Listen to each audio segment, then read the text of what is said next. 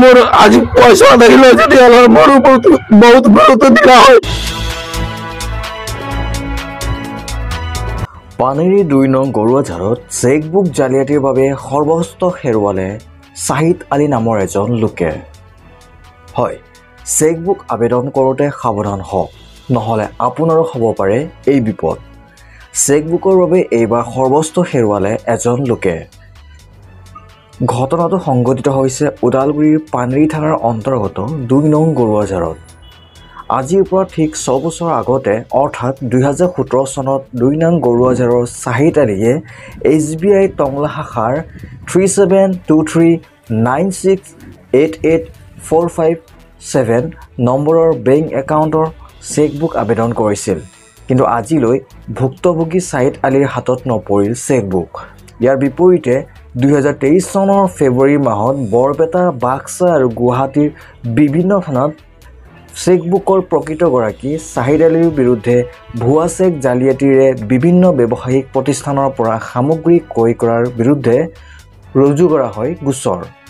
ঘটনা সংক্ৰান্তত ভুক্তভোগী শ্বাহিদ আলীয়ে পানেৰী আৰক্ষী থানাত জনোৱাৰ লগতে তেওঁৰ নামৰ চেকবুকখন কোনো দুষ্টচক্ৰই জালিয়াতিৰে ব্যৱহাৰ কৰি থকা বুলি গোচৰ তৰিছিল যদিও আজি পৰ্যন্ত চেক জালিয়াতি কৰা দুষ্টচক্ৰক আটক কৰিবলৈ আৰক্ষী সক্ষম নহ'ল বুলি জনায় ভুক্তভোগীগৰাকীয়ে।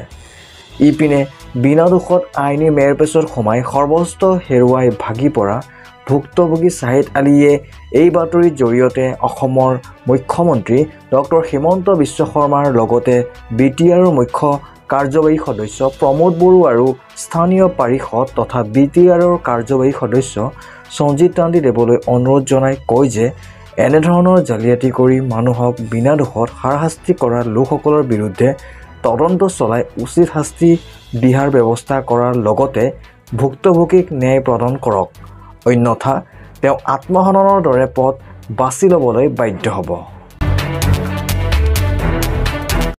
মই যোৱা 2017 চনত ষ্টেট বেংক টংলা আমাৰ টংলা শাখাত এটা একাউণ্ট কৰিছিলোঁ। মই একাউণ্ট কৰাৰ লগে লগে মই এখন চেকবুকো এপ্লাই কৰিছিলোঁ। তো ATM আৰু একাউণ্টটো মই যেনিবা পালো, কিন্তু চেকবুকটো মই নাপালো। যেতিয়া ব্ৰাঞ্চ মেনেজাৰক মই ক'লো ছাৰ মোৰ চেকবুকটো নাহিল, তো ব্ৰাঞ্চ মেনেজাৰে মোক এইখিনি কৈ দিলে তোমাৰ চেকবুকটো পোষ্ট অফিচত যাব, তো পোষ্ট অফিচত যাই তুমি লগ কৰা। তো সেই হিচাপে মই পোষ্ট অফিচত গ'লো। পোষ্ট অফিচত একেবাৰ নহয় 2বাৰ 3বাৰ এনেকুৱা চালো মই, কিন্তু পোষ্ট অফিচৰ পৰা মই কোনো একো নাপালো।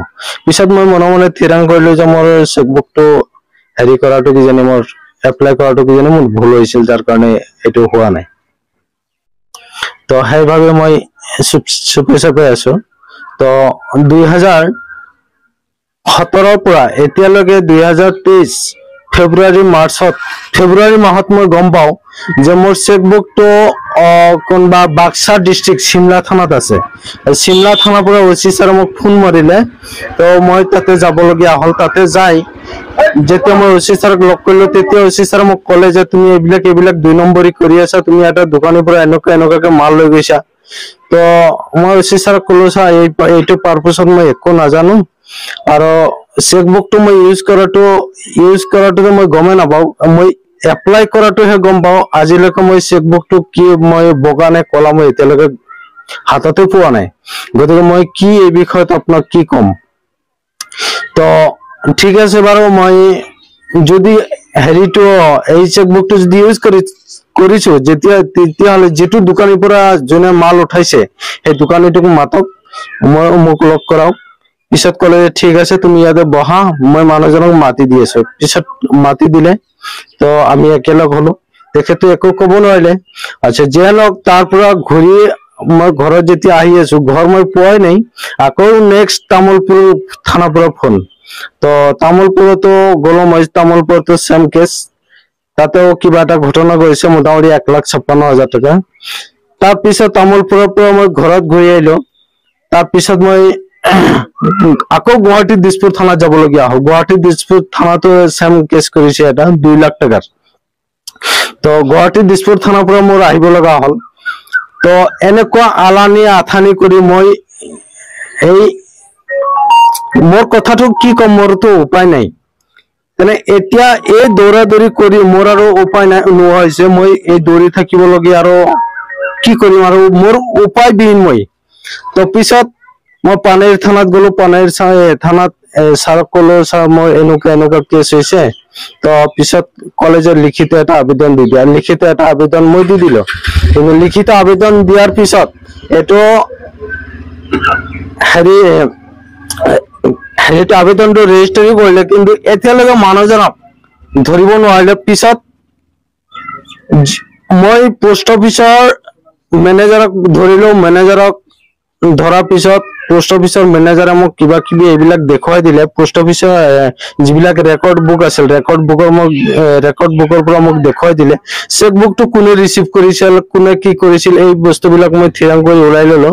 তো পোষ্ট অফিচ মেনেজাৰ সম্পূৰ্ণ মোক ওলাই দিছিলে। ওলাই দিয়াৰ পিছত মই অচি ছাৰক দেখুৱালো। দেখুৱাৰ পিছত পোষ্ট অফিচৰ সেই চেক বুকখন আমাৰ 2 নং নিউজ গৰুৱাজাৰ অহেদ দোকানীৰ ল'ৰা মহম্মদ শ্বাহিদ আলীৰ ঘৰত এই বস্তুটো পোৱা গ'ল।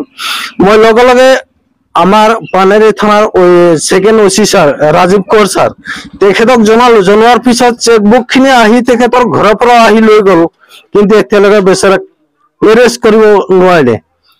এতিয়া কি কৰিছে কি কৰা নাই, তেওঁক কিমানবাৰ মাতিছে, কি কৰিছে, এতিয়া ছাৰসকলে প্ৰশাসনে গম পাব। কিন্তু প্ৰশাসনৰ তাতে যাই যাই মই হাবথ্ৰি খাবলগীয়া হৈছে।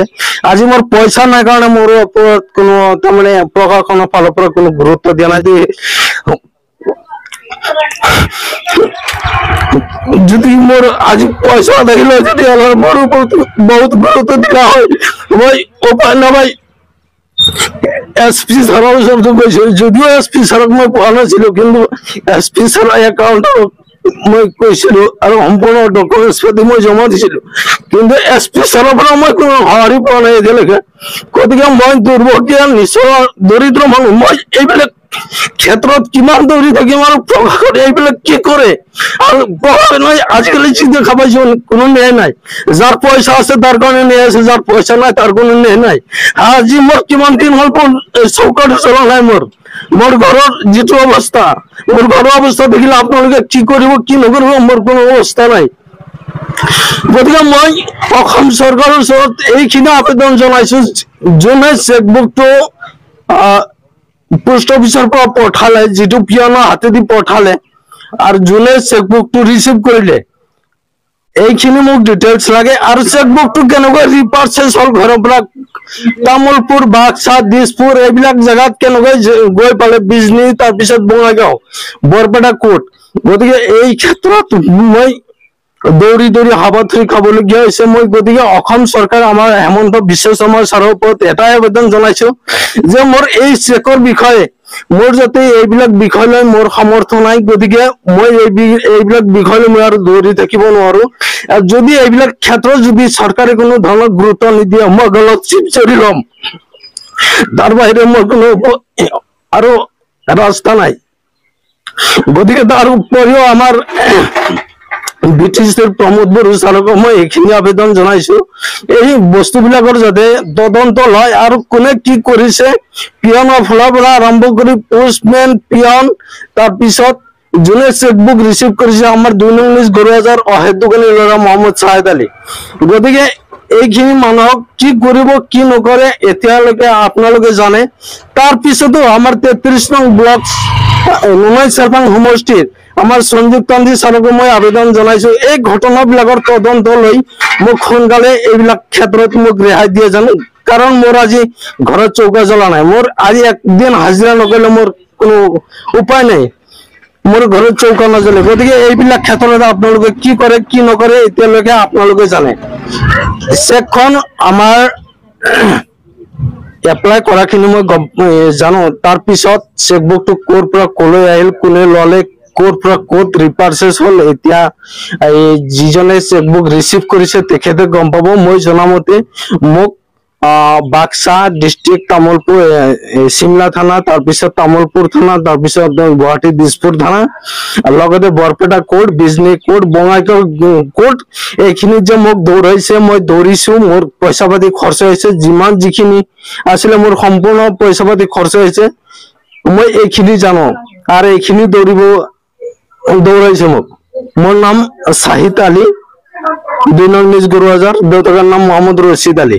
মোৰ এইখিনি অনুৰোধ, আৰু ৰাইজৰ ওচৰত যিবিলাক দোকানী আছে ৰাইজৰ ওচৰতো বিশেষ অনুৰোধ, লগতে দোকানী বিলাকৰো ওপৰত বহুত বিনম্ৰ অনুৰোধ জনাইছো, দোকানী বিলাকে যাতে এই 2 নম্বৰী ভুৱা চেক বিলাক লওঁতে যাতে আগতে সাৱধান হয়।